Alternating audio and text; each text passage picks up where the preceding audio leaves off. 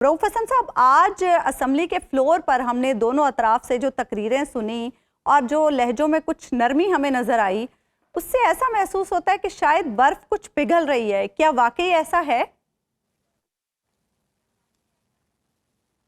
Thank you, आपकी बहुत शुक्रिया जी। बिल्कुल अच्छी फीलिंग जनरेट हुई है। जो ये अल्फाज सुने हैं मुख्तलिफ लोगों से, अभी भी इफ्स एंड बट्स जो हैं वो मौजूद हैं। जैसा कि आपने ख़ुद देखा है, खुद सुना है, इफ्स एंड बट्स मौजूद हैं।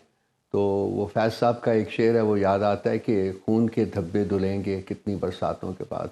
आई होप कि ये बरसातें जो हैं वो कम ही हों, जल्दी ये धब्बे धुल जाएं और हम लोग बैठ के इस मुल्क का सोचें, इस मुल्क का मुस्तकबिल का सोचें, इस मुल्क के अवाम के मुस्तकबिल का सोचें। रऊफ साहब, राना सनाउल्लाह साहब ने आज कहा है कि हर उस इशू पे बात करने के लिए तैयार हैं जिस पे आप बात करना चाहते हैं, और आपकी तरफ से भी आज कुछ नरमी दिखाई जा रही है। सिविल नाफरमानी की बात आप उस शद्दोमद के साथ नहीं कर रहे कि जिस तरह बंदूकतानी हुई होती है, जो अपोजिशन का, माफ़ कीजिएगा, हुकूमत का आप पर इल्ज़ाम था। तो ये जो फ़िज़ा बनी है, आपके ख्याल में इस फ़िज़ा में समझा जाए कि इस्टेब्लिशमेंट की नोट भी शामिल होगी? देखो, इस्टेब्लिशमेंट की तो मैं बात नहीं कर सकता, आई be very honest about it. लेकिन ये है कि जो भी उनके साथ ब्रेक थ्रू हमारा फ्रॉम टाइम टू टाइम होता रहा है, तो महसूस तो ये होता था कि बात आगे बढ़ेगी, लेकिन फिर किसी न किसी वजह से वो बात रह जाती थी। तो मैं उम्मीद करता हूँ कि in due course of time, अगर वो ऑलरेडी ऑन बोर्ड नहीं हैं तो वो ऑन बोर्ड हो जाएंगे। मैं ये फ़ील करता हूँ कि ये जो आज असम्बली के फ्लोर के ऊपर जिस किस्म की गुफ्तगू हुई है, अगर उसमें इफ्स एंड बट्स ना होते तो वो और ज़्यादा बेहतर होता। एक नज़र आता कि हम आगे बढ़ रहे हैं, और ये हो भी नहीं सकता उस वक्त तक जब तक कि उनकी नोट नहीं आएगी। ये एक हकीकत है हबीब साहब, जो हमें मानना पड़ेगा। इसके बगैर आप आगे नहीं बढ़ सकते। तो वो अब हुकूमत के बॉल उनके कोर्ट में है। हमारी तरफ से तो मेरा ख्याल है कि जो पॉजिटिविटी दिखानी थी वो हमने दिखा दी है। हमने इससे पहले भी अयाज सादिक साहब को जब मिलने गए थे हमारे लोग, तो उस वक्त भी कहा था जी कि हम बातचीत के लिए तैयार हैं।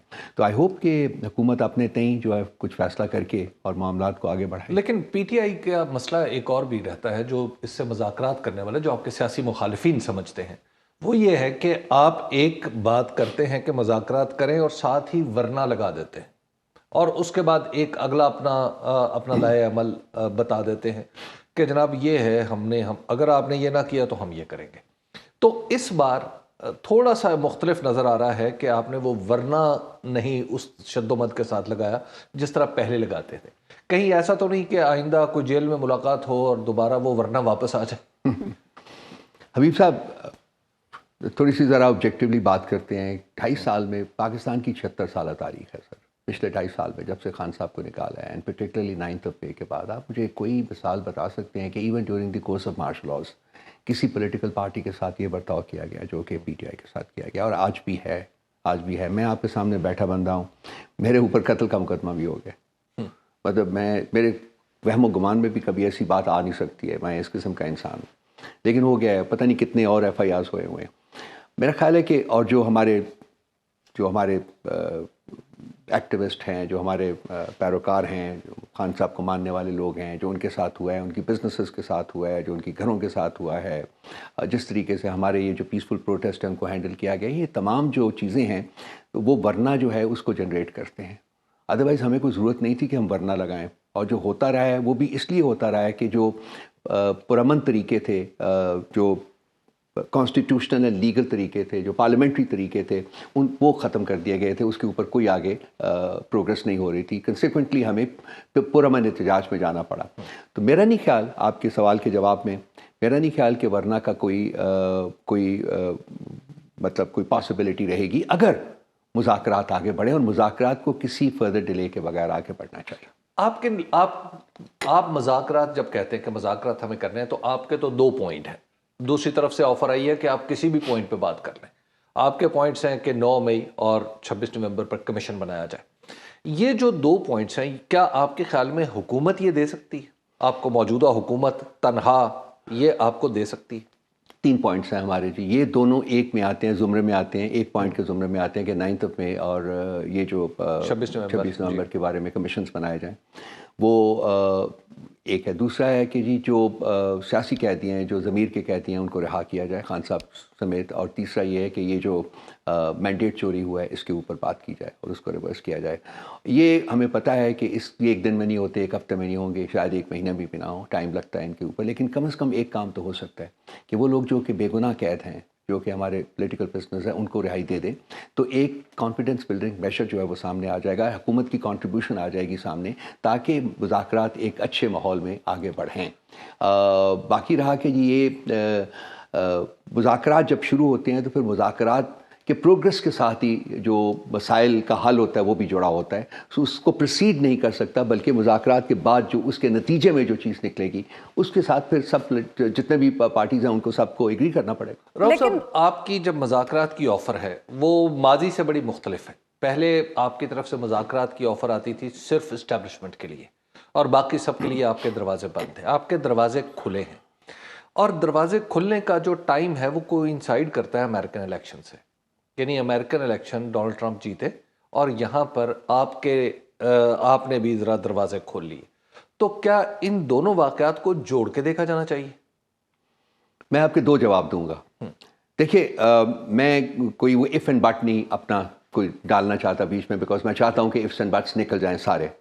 لیکن ایک بات حقیقت ہے, وہ یہ ہے کہ طاقت کا منبع تو وہی ہے, یہ تو مستعار طاقت کے اوپر چل رہی ہے. تو انہوں نے بھی جو کرنا ہے وہ اجازت کے بعد ہی کرنا ہے, اس کے بغیر نہیں کرنا. ہم چاہتے ہیں کہ یہ چلیں, ان کا ارینجمنٹ ہے, آپس میں ارینجمنٹ ہے, یہ کریں, ضرور کریں. ہم انٹرسٹڈ ہیں کہ مذاکرات آگے چلیں, ٹھیک ہے سر. لیکن اوکے جو ہونا ہے, اپروول جو ہونی ہے, وہ ان کو بھی پتہ ہے کہ کہاں سے ہونی ہے, کس طریقے سے ہونی ہے. All good, fine, that's it. اب یہ اپ ٹو دا گورنمنٹ ہے کہ وہ کس طریقے سے وہ آگے بڑھاتی ہے. میری صرف ریکویسٹ ہوگی کہ وقت نہ ضائع کریں. امریکن الیکشنز جو ہیں ہمارے ملک میں بہت کچھ کہا جا رہا ہے. ہمارا ڈائسپورا جو ہے وہ بہت ایفرٹ اس نے کی ہے, پچھلے کافی ماہ میں لگا ہوا ہے. وہ انہوں نے بہت کچھ اچیو کیا ہے. انہوں نے سینسٹائز کیا ہے فورن گورنمنٹس کو, فورن پارلیمنٹس کو, اور آپ نے دیکھا ہے کہ تقریباً ہر پارلیمنٹ نے ویسٹرن ڈیموکریسیز میں انہوں نے ایک تشویش کا اظہار کیا ہے کہ فورن منسٹرز نے, فورن سیکرٹریز نے خطوط لکھے ہیں, ان کے ایم پیز نے خطوط لکھے ہیں, پارلیمنٹیریز نے خطوط لکھے ہیں, کانگریس مین نے خطوط لکھے ہیں, سینیٹرز نے خطوط لکھے ہیں. تو وہ ایک ہے کہ کم از کم سینسٹائز کیا, ایک اویئرنیس جنریٹ ہوئی ہے, سارا کچھ ہے.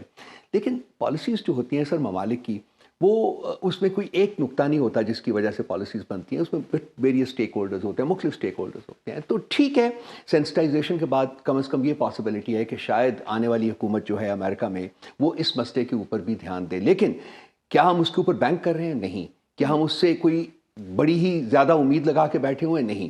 ہمیں اپنے آپ کو بھی سینسٹائز کرنا ہوگا کہ پاکستان جو ہے وہ امریکہ کے کانٹیکسٹ میں کوئی اتنا بڑا میٹر نہیں ہے.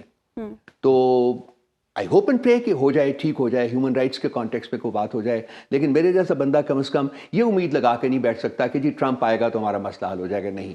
اور میں آپ کو یہ بھی بتا دوں کہ پارٹی کے اندر بھی تھنکنگ یہ نہیں ہے. اچھا رؤف صاحب, آپ لوگوں کے ساتھ اب تک جو کچھ ہوتا رہا ہے اس کی بینیفیشری تو یہ حکومت ہے. تو یہ حکومت کیوں کر چاہے گی کوئی بامانی مذاکرات ہو سکیں, معاملات آگے بڑھ سکیں, کیونکہ حکومت کی بقائی اسی میں ہے. تو آپ پھر کیسے امید لگا سکتے ہیں کہ یہ حکومت بامانی انگیج تو شاید کر لے آپ لوگوں کو, لیکن معاملات آگے بڑھانے کی خواہش مند تو یہ حکومت نظر نہیں آتی؟ اس میں آپ کے سوال میں بہت سبسٹنس ہے.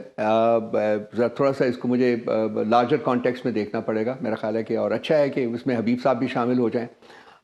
بالکل صحیح ہے کہ ڈائریکٹ بینیفیشری جو ہے وہ یہ ہیں, لیکن لاس میں کون ہے؟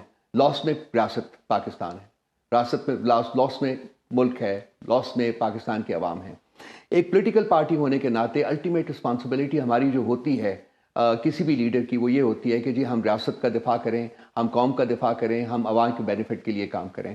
تو میرا خیال ہے کہ اگر یہ ریئلائزیشن جو ہے یہ اجاگر ہو جاتی ہے, اب اجاگر ہو جاتے ہیں رادر دین کہ جی 6 سال کے بعد یا 10 سال کے بعد ہو, تو وہ ٹھیک ہوگا. اور یہ کام کرنے کے لیے میرا خیال ہے کہ ایک منیمل کولیبریشن جو ہے پولیٹیکل پارٹیز میں وہ امپورٹنٹ ہوتی ہے. انفارچونیٹلی ہم جس نہج کے اوپر کھڑے ہیں وہاں جو الیکشنز ہوئے ہیں, جس طریقے سے ان کو چرایا گیا ہے اور جس طریقے سے اس حکومت کو بنایا گیا ہے, اس سلسلے میں خاصی بٹرنس موجود ہے. لیکن اگر ہم نے وہ آگ کا دریا پار کر کے یہ کہا ہے کہ جی چلیے ہم بیٹھ کے آپ سے بات چیت کرنے کو تیار ہیں, تو میرا میرا خیال ہے کہ حکومت کو فوری رسپانڈ کر کے بات چیت کا آغاز کرنا چاہیے.